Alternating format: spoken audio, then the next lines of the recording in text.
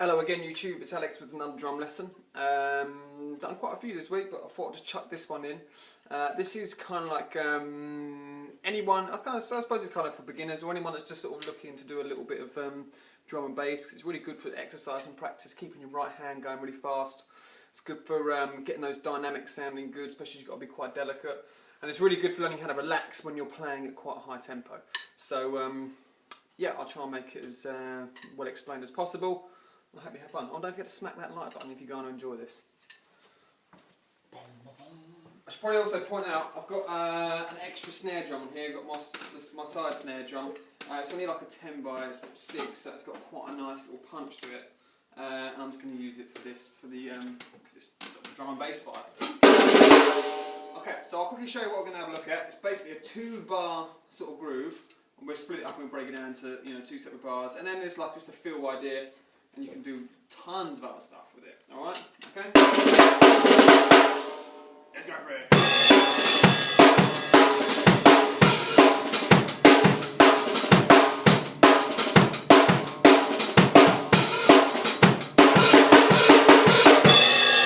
Okay. So that included everything we're going to go for. Like I said, I'll play on here.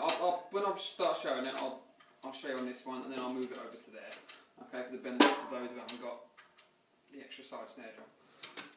This one's just broken. Okay, so here we go. So we've got the first bar is 1 and 2 and 3 and 4. Okay, so the second snare drum is coming in not traditionally on the fourth beat. It's coming in on the end of that fourth beat, which gives us 1 and 2 and 4. 1 and 2 and 4. Okay. I'll put the bass in the wrong place there. When you're playing this one, you want to get that, so you get the 1 and 2 and 3 E, so that the and the up of 2 and then the 3 and the E, you're going to be basically playing a right left between your hi-hat and your snare drum. You want to get that as quiet as you possibly can, okay? Otherwise it's not going to sound very drum and bassy. It might do, but for the purpose of working on our dynamics, we're going to keep those as quiet as we possible. Basically, what you want to try and do is don't have the snare drum. You want to play. I always play it slightly to the side, so I find I get a bit more bounce, and it's a little bit more restrained volume-wise. You want to try and make it so that your snare drum and your hi-hat are sort of fairly, similar sort of decibel level. So it'll be like. They come in the loud ones. So the main hits, snare hits are going to be on beats 4, and then the and at 4. And then we look at our second bar, which we're going to do now. It's on just 2 and 4. So we're basically playing exactly the same thing. 1 and 2 and 3 and 4. So the only fundamental difference between those 2 beats that we're doing there is the snare drum, the main snare drum hit, has been moved from the and a 4 on the first time round back onto beat 4 on the second time. So let's play it for you on here, but first at a slow tempo, then I'll shove it on there. And then I'll show you the feel as well.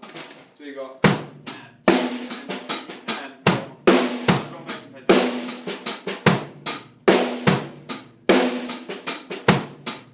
That's the first part. Second half is step, okay? When we stick them together and add a bit of speed.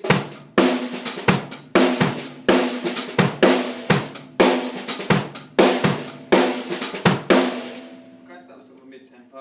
I'll move it over to the drum now and play a bit faster, and then we're shoving the feel.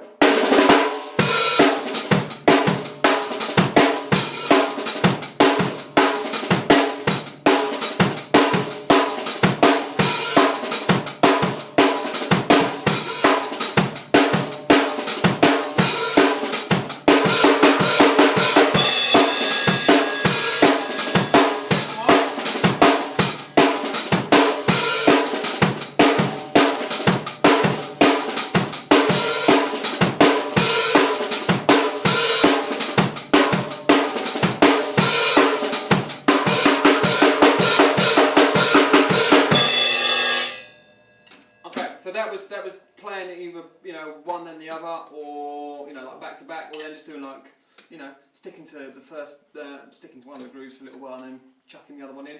So you can vary it up a little bit as well. Feel-wise, there's a cheeky little feel I was putting in there. It's quite simple.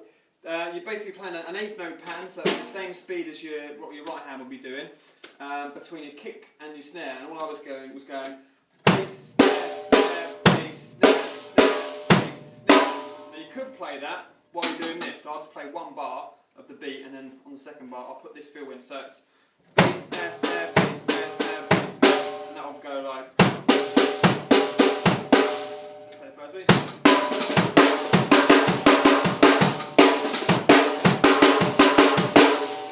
So that works quite well. But what I quite like to do is I like to open the hi-hat and just hit my right hand when the bass drum's playing, so you get this. So chuck that in.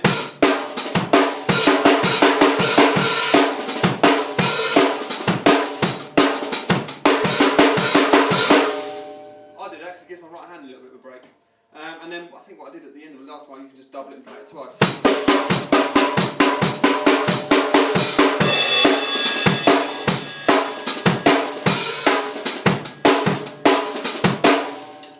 Okay, so I hope that helps. Obviously, if you've got one of those, don't worry about it. Just crank up your snare drum a little bit, make it a bit tighter, and you get that sound. Yeah, not really much more to say on that one. I can do some more. Yeah, I can do some more of those videos if you like. I'm not hugely into drum and bass, but I think it's a good little practice thing. So I can break it down for you a little bit. Any more if you want. I can also print you off just sort of like the sheet music for it, so you can have a go from there. But just feel free to leave comments, and I'll get back to you. I want to get a little community going, like I said, and just want everyone to enjoy the drums. Alright, so until next time, thanks.